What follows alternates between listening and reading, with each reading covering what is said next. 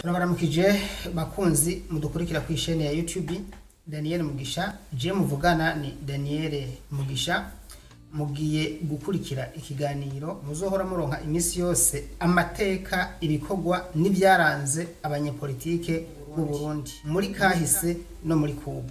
Murayawe ikaze kuri YouTube channel Daniel Mugisha muri ca kiganiro c'amateka ibikorwa n'ivyaranze abanyepolitike b'abarundi.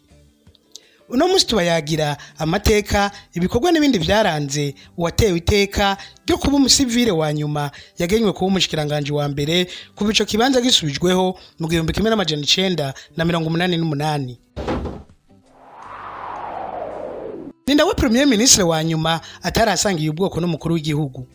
Niwe kandi mushikiranganje wa mbere wenyene hariho itegeko ry'ibwirizwa shingiro ryavuga ko ashobora gusubiriza umukuru w'igihugu mu gihe vyari gushika hakabikimubuza kurangura amabanga yiwe. Uwo yobarinde yarongoye leta y'u Burundi kuva ryari gushika ryari. Uwo suwundi ni Pascal Ndimira yarongoye leta y'u Burundi kuva kwa 31 mukakaro 1996 gushika kwa 12 ruheshi 1998.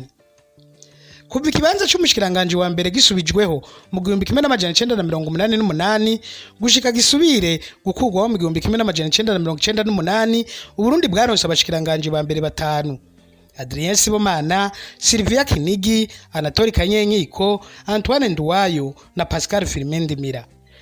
Abo bose barabasivile bose nibigeze basangira ubwoko n'umukuru w'igihugu wo mu gihe cabo. Uwanyuma rero muri bo ni Pascal Ndimira. Mu 2020 ico kibanza carasubizweho kice gihabwa umugenerali wo mu gipolisi kandi asangiye ubwoko n'umukuru w'igihugu. Ivyo hari haciye imyaka 42 bitabayeho mu Burundi aho umukuru w'igihugu n'umushikiranganje wa mbere baba basangiye ubwoko kandi baba bose ari ntwazangabo mu nzego z'umutekano. Ibyo byaheruka mu 1978 mu gihe ca Colonel Jean Baptiste Bagaza na Lieutenant Colonel Nzambimana Edouard. Pascal Ndimira ninde? Pascal Ndimira yavutse kuwa 9 na Mukiza 1956. Aba mu ntara ya Ngozi mu buraruko bw'igihugu. Dr. Ingenieur Pascal Ndimira azwi nk'umwe mu ncabwenge zikomeye z'igihugu ni n'umwigisha muri za kaminuza.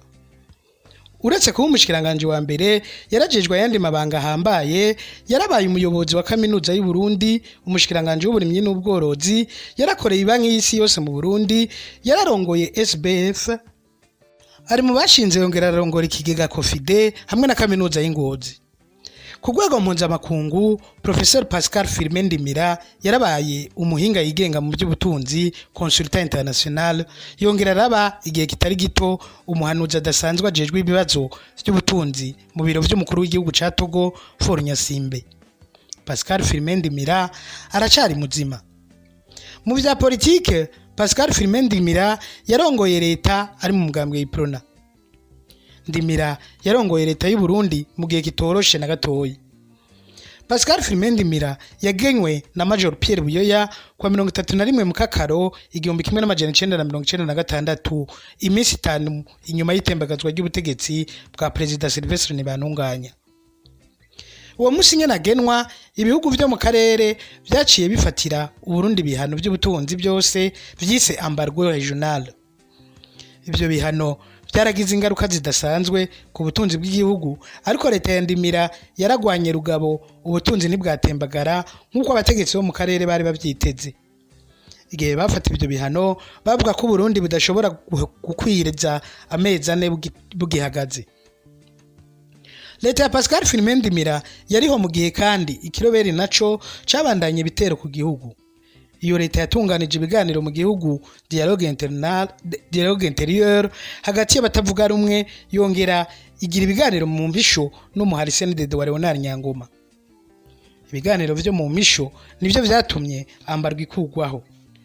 Ibiganiro byo hagati mu gihugu navyo vyatumye havuka amasezerano yo gusangira ubutegetsi bise partenariat de gouvernement. Maze mu 1998 hashingwa inzego zishasha. Inyuma y'ivyo biganiro ikibanza c'umushikirangoma wa mbere caravuyeho gisubirizwa n'ibyegera bibiri by'umukuru w'igihugu.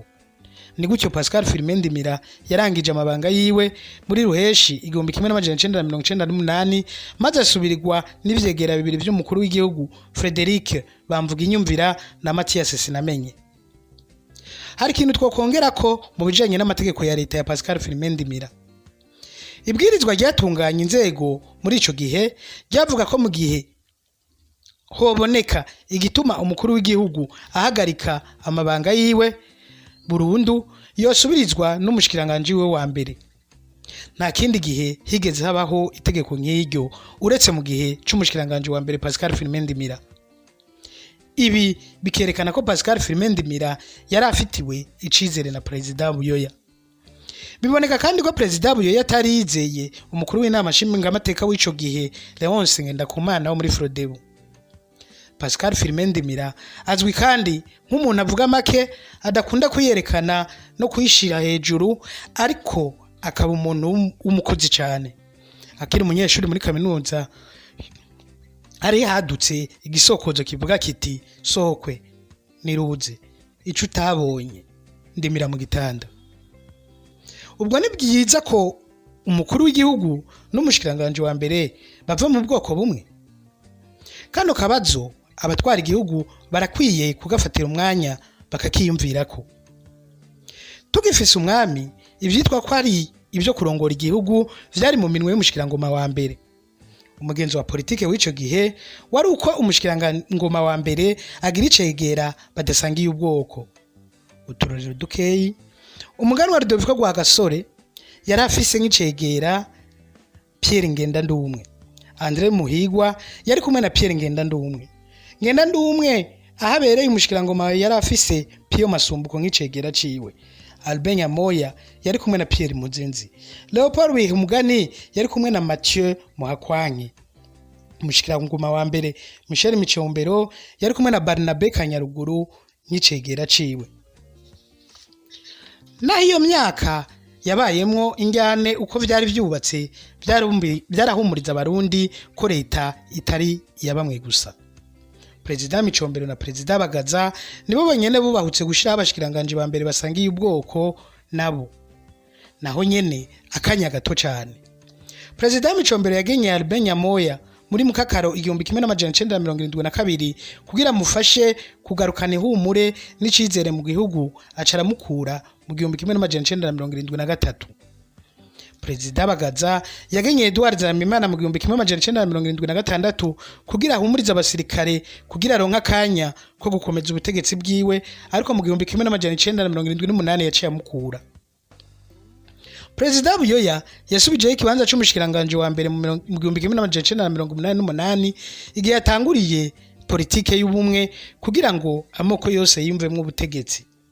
Muri ico gihe umukuru w'igihugu n'umushikiranganje wa mbere bategerezwa kuba badasangiye ubwoko.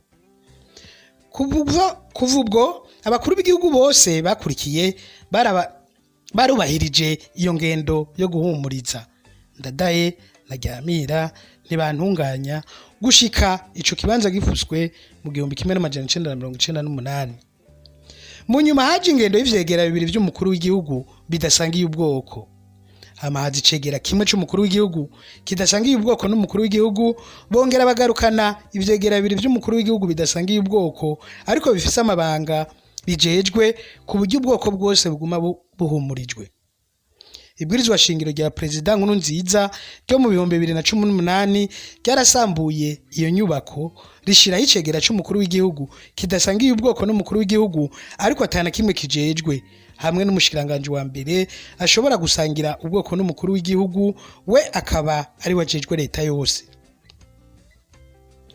Ubwiye nyubako y'inzego ni nziza, ubwira humuriza bose koko, kazoza niko kazovyishura.